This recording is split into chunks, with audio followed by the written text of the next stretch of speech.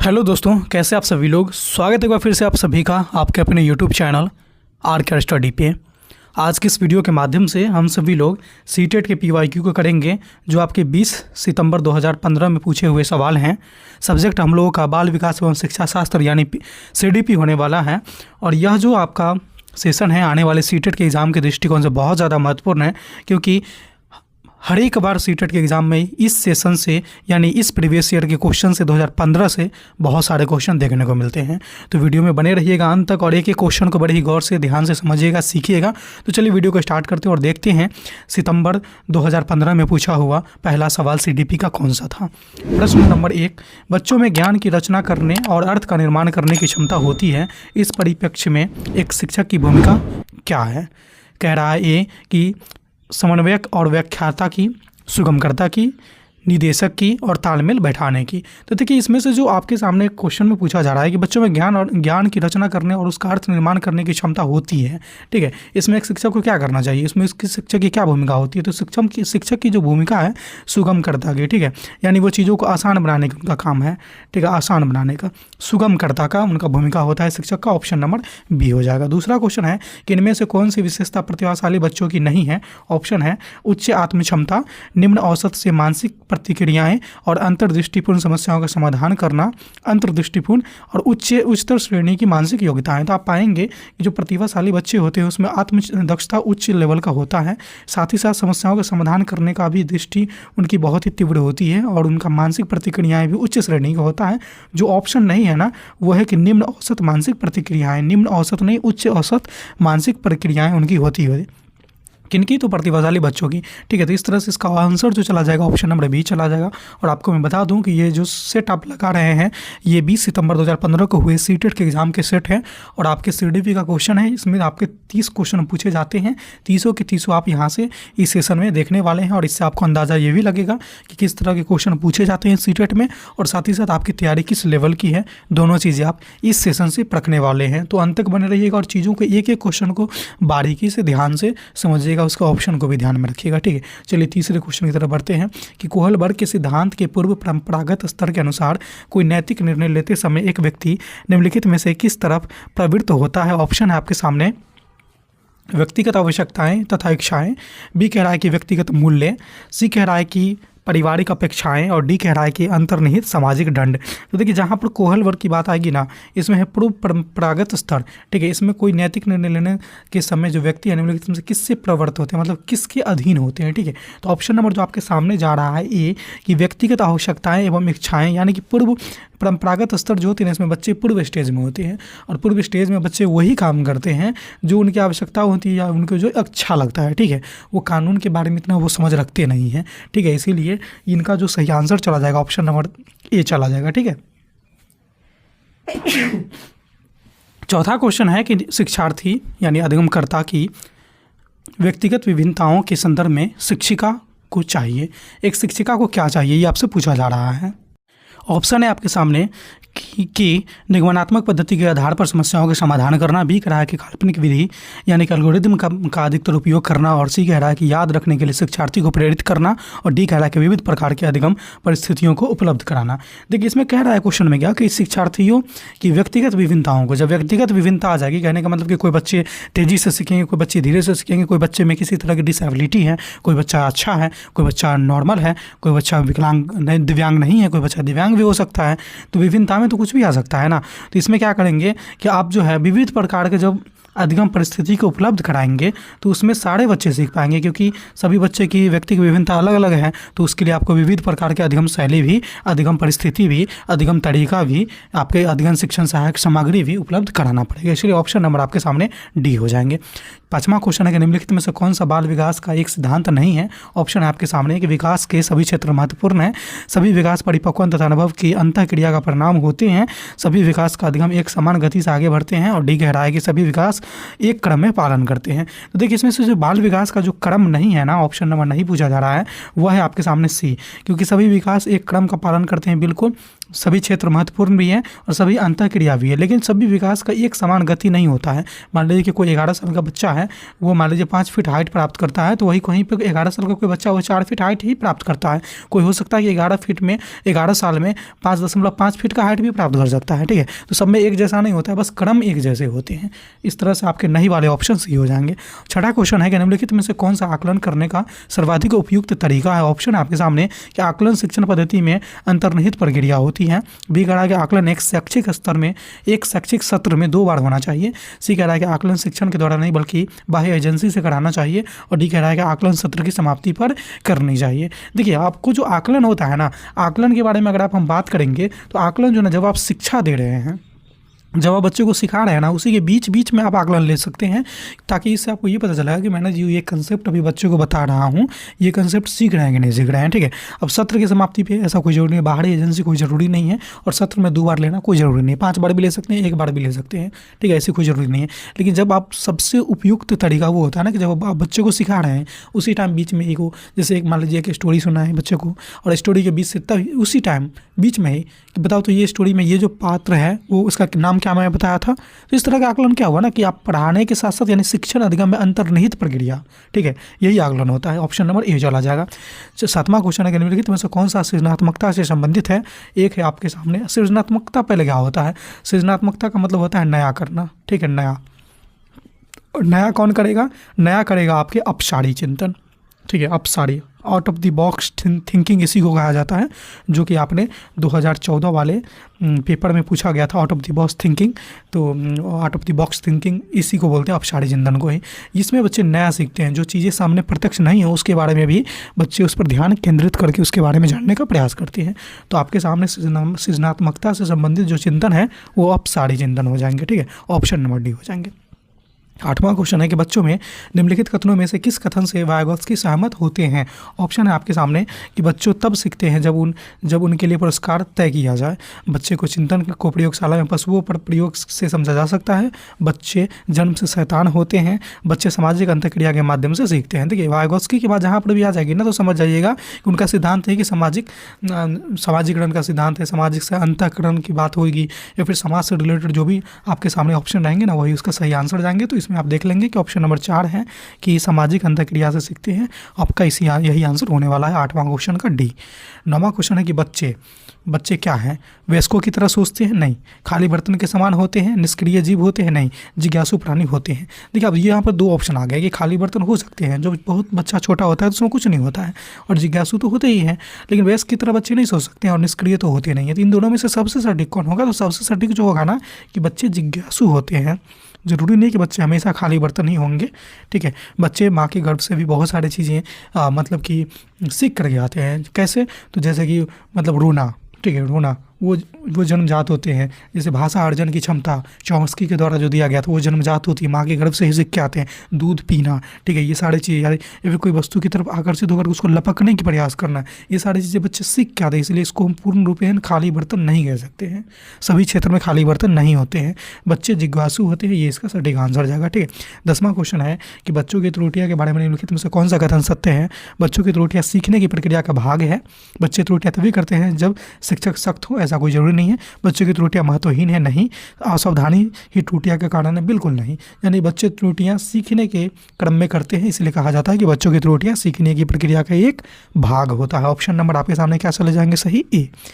11वां question है कि अध्यापक को यह सुनिश्चित करना चाहिए कि कक्षा के सभी शिक्षार्थी अपने आपको स्वीकृत और सम्मानित समझे। इसके लिए शिक्षक को क्या करना चाहिए, वह है वंचित पृष्ठभूमि को तिरस्कार करना चाहिए, बिल्कुल नहीं। उन शिक्षार्थी का पता लगा जो अच्छे अंग्रेजी बोल सकते हों, संपन्न घरों से हों तथा उन्हें आदर्श के रूप में प्रस्तुत करें, ये भी नहीं होगा। सी कह रहा है कि अपने शिक्षार्थी को सामाजिक और सांस्कृतिक पृष्ठभूमि की जानकारी प्राप्त करें और कक्षा में विविध मतों को प्रोत्साहित करें, ये इसका ऑप्शन सही लग रहा है। चौथा है कि कड़े नियम बनाएं और बच्चों को पालन न करें और उन्हें दंडित करें, नहीं, बिल्कुल नहीं। तो इस तरह से आप देखेंगे कि अपने शिक्षार्थी की सामाजिक और सांस्कृतिक पृष्ठभूमि की जानकारी प्राप्त करेंगे और कक्षा में विविध मतों को प्रोत्साहित करेंगे। ऑप्शन नंबर आपके सामने जो है ना इसका सही निकल के आएगा, वो है ऑप्शन नंबर आपके सामने, ऑप्शन नंबर सी। ठीक है, ऑप्शन नंबर क्या हो जाएंगे, सी हो जाएंगे। ठीक है, ये गलत है, बी गलत टिक लग गया है, यहाँ पर सी होगा सही आंसर। ठीक है, याद रखिएगा। 12वां क्वेश्चन है कि सुरेश सामान्य रूप से एक शांत कमरे में अकेले बैठ के पढ़ना चाहता है, जबकि मदन एक समूह में अपने मित्रों के साथ पढ़ना चाहता है। यह उनके डैश में विभिन्नता के कारण बताते हैं। किसमें विभिन्नता के कारण बताएंगे? अधिगम क्षमता, अधिगम शैली, परावर्तन स्तर और मूल्य। तो ये जो है ना, एक समूह में बैठ के पढ़ना पसंद करता है, एक जो है सो मित्र के साथ बैठ के पसंद करता है, एक अकेले सीखना पसंद करता है। तो ये इसकी अधिगम शैली है। सबका अपना अपना सीखने का स्टाइल होता है, सीखने को ही अधिगम बोला जाता है, यानी अधिगम शैली होती है। जैसे कुछ लोग आप में भी होंगे कि एकांत में लाइब्रेरी में एकांत सीट पे बैठ के पढ़ना पसंद करते होंगे, कुछ लोग ग्रुप डिस्कशन के माध्यम से सीखना पसंद करते होंगे। तो ये एक अधिगम शैली है, सबका अपना अपना अलग होता है। ठीक है, तो ये हो जाएगा आपका ऑप्शन नंबर बी। 13वां क्वेश्चन है कि भारत में भाषिक विविधता बहुत है, इस संदर्भ में विशेषकर कक्षा 1 और एक कक्षा 2 प्राथमिक स्तर पर बहुभाषी कक्षा के बारे में सर्वोत्तम उपयुक्त कथन कौन सा है? ऑप्शन है आपके सामने कि विद्यालय में कहीं उन्हीं बच्चों को प्रवेश दिया जाए जिनकी मातृभाषा वही हो। ये गलत बात है। बी कह रहा है कि शिक्षक को सभी भाषाओं का सम्मान करना चाहिए और सभी भाषाओं में अभिव्यक्ति के लिए बच्चों को प्रोत्साहित करना चाहिए। ये चल सकता है। सी कह रहा है कि वो जो बच्चे कक्षा में मातृभाषा का प्रयोग करते हैं, अध्यापक को उनकी उपेक्षा करनी चाहिए, भी गलत है। और डी कह रहा है ऑप्शन नंबर कि शिक्षार्थी को अपनी मातृभाषा या स्थानीय भाषा का प्रयोग करने पर दंडित करना चाहिए, ये भी गलत है। तो इस तरह से आप देखेंगे कि एक ही ऑप्शन निकल के आ रहा है सही, वो है आपके नाम सामने ऑप्शन नंबर बी। 14वां क्वेश्चन है कि प्रकृति पोषण विवाद में प्रकृति से क्या तात्पर्य है?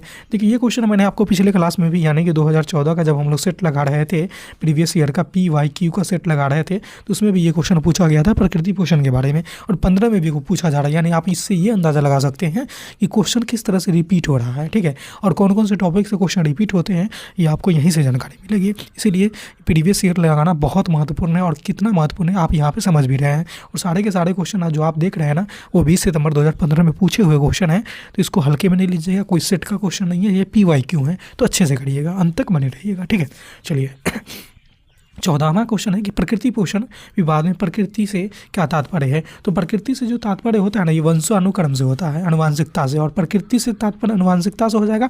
और पोषण से तात्पर्य क्या होता है? तो पोषण से तात्पर्य वातावरण से होता है। ठीक है, वातावरण से होता है। तो दोनों चीज़ आप याद रखेंगे। प्रकृति का मतलब यहाँ पर वातावरण नहीं चले जाइएगा, वो गलती हो जाएगा आपका। प्रकृति का मतलब पर्यावरण नहीं चले जाइएगा, गलती हो जाएगा। प्रकृति का मतलब होगा वंशानुक्रम, और पोषण का मतलब हो जाएगा वातावरण। ठीक है, चलिए, तो ये था आपके सामने क्वेश्चन नंबर 14 का आंसर नंबर ए। 15वां क्वेश्चन है कि जनसंचार माध्यम सामाजिकरण का एक महत्वपूर्ण माध्यम बनता जा रहा है। नीचे दिए गए कथनों में से कौन सा सबसे उपयुक्त कथन है? ए है कि सामाजिकरण केवल माता पिता और परिवार के द्वारा किया जाता है। बी, जनसंचार माध्यम की पहुंच बहुत बढ़ रही है और ये मूल्यों व विश्वासों को प्रभावित करते हैं। सी कह रहा है कि बच्चे संचार माध्यम के साथ प्रत्यक्ष रूप से अंतःक्रिया नहीं कर सकते हैं। और डी कह रहा है कि संचार माध्यम केवल विज्ञापन और विक्रय के लिए ही होते हैं। तो आप यहाँ पर पाएंगे कि जनसंचार माध्यम सामाजिकरण का महत्वपूर्ण माध्यम बनता जा रहा है। इसमें से सबसे उपयुक्त कथन जो है ना, आपके सामने ऑप्शन नंबर हो जाएंगे बी, कि जनसंचार माध्यम की पहुँच बढ़ रही है और ये मूल्यों और विश्वासों को प्रभावित कर रहे हैं। ठीक है, ऑप्शन नंबर बी इसका राइट आंसर हो जाएंगे। 16वां क्वेश्चन है कि बच्चे किस प्रकार सीखते हैं? नीचे दिए गए कथनों में से कौन सा इस प्रश्न के संदर्भ में सही नहीं है? क्या नहीं है वो आपसे पूछा जा रहा है। ऑप्शन है बच्चे तब सीखते हैं जब वे संज्ञानात्मक रूप से तैयार होते हैं। बच्चे अनेक प्रकार से सीखते हैं, बिल्कुल सही है। बच्चे सीखते हैं क्योंकि वे स्वाभाविक रूप से प्रेरित होते हैं, ये भी सही है। बच्चे केवल कक्षा में सीखते हैं, ये गलत हो गया। और यहाँ पर टैग वर्ड भी लगा हुआ है केवल। अब केवल टैग वर्ड लग गया तो ये इसका इस तरह से भी निगेटिव आंसर ही है, तो यही इसका सही होगा क्योंकि क्वेश्चन में निगेटिव ही पूछा जा रहा है। ठीक है, यदि आप लोग टैग वर्ड नहीं जानते हैं कौन कौन से क्या है, एक बार में छांटने का तरीका नहीं जानते हैं, तो यहाँ पर जो आई बटन दिख रहा है ना आपको, यहाँ से क्लिक करके टैग वर्ड का मैंने एक बहुत ही शानदार वीडियो अपलोड कर रखा हूँ, वहाँ से देखिए। एक ही वीडियो में आप क्वेश्चन को देखते ही उसका आंसर निकालना सीख जाएंगे। ठीक है, तो क्लिक कहाँ पे करना है, यहाँ पे कीजिए, और या फिर इस वीडियो के डिस्क्रिप्शन में नीचे चले जाइएगा, वहाँ भी उसका लिंक मैंने अपलोड कर दिया हूँ। ठीक है, चलिए आगे बढ़ते हैं। इस क्वेश्चन का सही आंसर हो जाएगा डी। 17वां क्वेश्चन है कि प्राथमिक विद्यालय के शिक्षक को अपने शिक्षार्थियों को अभिप्रेरित करने के लिए निम्नलिखित में से किस रणनीति को अपनाना चाहिए? ऑप्शन है आपके सामने कि प्रत्येक गतिविधि के प्रेरक के रूप में पुरस्कार और दंड का प्रयोग करना चाहिए। बच्चों को उनकी रुचि के अनुसार अपने लक्ष्य निर्धारण करने और उन्हें पाने में सहायता करना चाहिए। सी कह रहा है कि पूरी कक्षा के लिए समान लक्ष्य और कठोर मानक होना चाहिए, जो कि बिल्कुल गलत है। और अंकों का प्रतिस्पर्धा ये भी नहीं होना चाहिए। और पुरस्कार और दंड ये बाह्य रूप से प्रेरित करते हैं, ठीक है, आंतरिक रूप से प्रेरित नहीं होंगे। बच्चे की रुचि के अनुसार जब उसको लक्ष्य को निर्धारण करने में उनकी सहायता करिएगा ना, तब बच्चे आंतरिक रूप से प्रेरित हो जाएंगे। इसीलिए ऑप्शन नंबर इसका बी सही हो जाएगा। ठीक है, 18वां क्वेश्चन है कि निम्नलिखित में से कौन सामाजिकरण का एक प्रमुख कारक है? कंप्यूटर, आनुवंशिकता, राजनीतिक दल और परिवार। तो सबसे प्रमुख कारक है ना वो आपके राजनीतिक दल भी आ सकते हैं और परिवार भी आ सकते हैं, लेकिन दोनों में जो सबसे महत्वपूर्ण है ना जहाँ बच्चे सामाजिकरण सीखना प्रारंभ करते हैं वो है आपका परिवार। ठीक है, इसके बाद आ जाएंगे राजनीतिक दल। ठीक है, इसके बाद आ जाएंगे राजनीतिक दल, यानी कि परिवार जो है ना प्रथम होते हैं, प्रथम कारक, और उसके बाद जितने सारे आएंगे वो सारे के सारे द्वितीय कारक में आ जाएंगे। ठीक है, राइट। तो ऑप्शन नंबर इसका डी चला जाएगा। 19वां क्वेश्चन है कि बच्चों को समूह कार्य देना एक प्रभावी शिक्षण रणनीति है, क्योंकि बच्चे क्या करते हैं, बच्चों को जब समूह में आप सिखाइएगा तो ये कहता है कि एक प्रभावी रणनीति है, क्योंकि छोटे छोटे समूह में कुछ बच्चे को दूसरे बच्चों पर हावी होने का अवसर मिलता है। हावी होकर के क्या करेगा, सीखेगा नहीं, वो लड़ाई झगड़ा करेगा, ये तो गलत बात बोल रहा है। सीखने की प्रक्रिया में बच्चे एक दूसरे से सीखते हैं और परस्पर सहयोग भी करते हैं। ये ऑप्शन सही लग रहा है। आगे चलिए देखते हैं कि बच्चे अपना काम जल्दी से करने में समर्थ होते हैं, ये भी गलत है, कोई ज़रूरी नहीं है, और इससे शिक्षक का काम कम हो जाता है, ये तो कुछ है ही नहीं। ठीक है, तो ऑप्शन नंबर एक ही निकल के आ रहा है आपके सामने, बी वाला, इसलिए इस क्वेश्चन का सही आंसर बी हो जाएगा। एक बार मैं फिर से आपको बता दूं, ये सारे क्वेश्चन जो आप देख रहे हैं वह कोई सेट का क्वेश्चन नहीं है, कोई सेट का क्वेश्चन नहीं है, सारे के सारे जो है ना PYQ हैं, और ये जो है 20 सितंबर 2015 को जो एग्जाम हुई थी सीटेट का, उसी के सारे CDP का क्वेश्चन है, पेपर 1 का 1 to 5 वालों के लिए। ठीक है, और इस तरह से रोज़ आप प्रैक्टिस सेट लगाना चाहते हैं तो चैनल के साथ बने रहिएगा। डेली इसी तरह से आपको सीटेट का प्रैक्टिस सेट लगवाया जाएगा और आप वहाँ पे 100% सफलता को प्राप्त करेंगे। ठीक है, चलिए तो चलते हैं अगले क्वेश्चन की तरफ। 20वां क्वेश्चन है कि एक औसत बुद्धि वाला बच्चा यदि भाषा को पढ़ने एवं समझने में कठिनाई प्रदर्शित करता है तो यह संकेत देता है कि बच्चा डैश से लक्षण प्रदर्शित कर भाषा को क्या कर रहा है, पढ़ने में। ठीक है, पढ़ने में तो क्या हो जाएगा, डिसलेक्सिया, पढ़ने, यानी एक मैंने ट्रिक आपको बताया था, क्या बताया था, एक ट्रिक मैंने आपको बताया था, लो पापा गल कर गए, लो पापा गल कर गए, फिर भी पग थमते नहीं मोर भाई, एक आपको मैंने लाइन बताया था। इसमें देखिए लॉ से क्या हो जाएगा, लेक्सिया, लॉ से क्या हो जाएगा, लेक्सिया, और लॉ के आगे क्या है, प, यानी पढ़ने संबंधी विकार, तो पढ़ने संबंधी विकार कौन हो जाएगा, लेक्सिया। अब कुछ लोग सोच रहे होंगे जो पहली बार देख रहे हैं कि ये लो पापा लो मम्मी क्या कर रहे हैं आप, ये तो मैं समझ में नहीं पा रहा है मुझे। तो इसके लिए आपको ये क्या करना है ना कि एक ट्रिक है जिसका मैंने यहाँ पे आई बटन पे लिंक डाल दिया हूँ और डिस्क्रिप्शन में भी डाल दिया, वहाँ से उस वीडियो को देख लीजिएगा। जितने सारे आपके अधिगम अक्षमता है ना, जितने भी सारे 8-9 पूछे जाते हैं, सारे के सारे आप 2 मिनट में याद कर लीजिएगा। सिर्फ 2 मिनट में एक लाइन आपको याद रखना है, उससे सारे चीज़ आप याद कर लेंगे, कभी भी भूलेंगे नहीं, मरते दम तक नहीं भूलेंगे, ये गारंटी है। इसलिए उसको जाकर के चेक कर लीजिएगा। आपके सीटेट के आने वाले एग्जाम में 5 नंबर क्वेश्चन आपको वहाँ से पूछे जाएंगे, सारे सब्जेक्ट मिला करके। ठीक है, चलिए तो फिलहाल इस क्वेश्चन का आंसर जो है डी हो जाएगा। 21वां क्वेश्चन है कि शैशव काल की अवधि क्या है। बहुत ही ईजी सा क्वेश्चन पूछा हुआ है, लेकिन PYQ का है तो इसको ईजी में नहीं लेंगे। जन्म से 2 वर्ष तक और जन्म से 1 वर्ष तक, यही दोनों में कन्फ्यूजन होगा, तो आपको मैं बता दूं कि शैशवावस्था की जो उम्र है जन्म से लेकर के 2 वर्ष तक होती है। ठीक है, ऑप्शन नंबर आपके सामने ए चले जाएंगे। 22वां क्वेश्चन है कि पियाजे के अनुसार 2 से 7 वर्ष के बीच का एक बच्चा संज्ञानात्मक विकास का डैश अवस्था में होता है, यानी 2 से 7 वर्ष, यानी दूसरा वाला अवस्था हो जाएगा शैशवावस्था के बाद वाला अवस्था है, ये हो जाएगा पूर्व संक्रियात्मक अवस्था में आएंगे। ठीक है, पूर्व संक्रियात्मक अवस्था में हो जाएंगे, और 7 से 11 में हो जाते हैं मूर्त संक्रियात्मक में, और 11+ हो जाएंगे औपचारिक संक्रियात्मक में, और 0 से 2 हो जाएंगे संवेदी गामक में। ठीक है, तो ये सारी चीज़ को भी आप याद रखेंगे। 23वां क्वेश्चन है कि विकास डैश से डैश की ओर बढ़ता है। तो विकास के सिद्धांत आपने जब पढ़े होंगे चैप्टर नंबर 2 में। ठीक है, चैप्टर नंबर 2 में विकास का जो सिद्धांत मैंने आपको बताया था, यहाँ से जाकर उस वीडियो पर जा सकते हैं। ठीक है, या फिर आप सर्च कर सकते हैं, यूट्यूब पे मिल जाएंगे विकास के सिद्धांत, आर्कर स्टडी लगा दीजिएगा साथ में, आपको मिल जाएंगे। तो विकास कैसे होता है, तो विकास पहले सामान्य होता है, पहले सामान्य फिर विशिष्ट, यानी सामान्य से विशिष्ट की ओर बढ़ेगा। ऑप्शन नंबर डी हो जाएंगे। 24वां क्वेश्चन है कि जब वयस्क सहयोग से समझने में सहायता करते हैं, जब वयस्क सहयोग से समझने में सहायता करते हैं तो वे बच्चे के वर्तमान स्तर के प्रदर्शन की तरफ प्रगति क्रम को सुगम बनाते हैं। इसको क्या कहा जाता है, जब एक वयस्क बच्चों को सहयोग करते हैं। ठीक है, और सहयोग करने के बाद क्या होता है कि उसके प्रदर्शन में प्रगति महसूस होता है, यानी मान लीजिए कि वो 10% काम कर पाता था, अब उसको सहयोग मिला तो वो क्या करता है 20% कर लेता है। ठीक है, सहयोग नहीं मिलेगा तो 10% रहेगा, लेकिन जैसे ही सहयोग करिएगा 20% पे चला जाएगा, तो क्या हो रहा है कि उसको परिवर्तन हो रहा है। तो इस चीज़ को क्या बोला जाता है, इस चीज़ को बोला जाता है समीपस्थ विकास, यानी ZPD। ठीक है, क्या बोला जाता है, ZPD बोला जाता है। ठीक है, जोन ऑफ प्रॉक्सिमल डेवलपमेंट बोला जाता है इसको, इसका फुल फॉर्म भी होता है। कभी कभी पूछा भी गया है डायरेक्ट कि ZPD का फुल फॉर्म क्या है, इसके बारे में भी आप अच्छे से पढ़ लीजिएगा। तो इसको समीपस्थ विकास का क्षेत्र बोला जाता है, जितना वृद्धि होता है उतना। ठीक है, चलिए 25वां क्वेश्चन है कि नवीन जानकारी को शामिल करने के लिए वर्तमान स्कीमा यानी अवधारणा में बदलाव की प्रक्रिया क्या कहलाती है? तो जब नया जानकारी को आप उसमें एडजस्ट करिएगा, जो आपके सामने पहले से स्कीमा है उसमें, तो इसको बोला जाता है समायोजन। ठीक है, इसको बोला जाता है समायोजन। उसमें आप समा दिए ना, नई जानकारी को क्या कर दिए, समा दिए उसमें पुराने जानकारी में, इसको बोलते हैं समायोजन। ठीक है, ऑप्शन नंबर आपके सामने बी चला जाएगा। 26वां क्वेश्चन है कि मध्य बाल्यावस्था में भाषा डैश के बजाय डैश अधिक है। यानी मध्य बाल्यावस्था, जब बाल्यावस्था मिडिल में होता है, यानी 2 से लेकर के 11 वर्ष तो जो उम्र है बाल्यावस्था का है, मिडिल मान लीजिए 6 वर्ष की।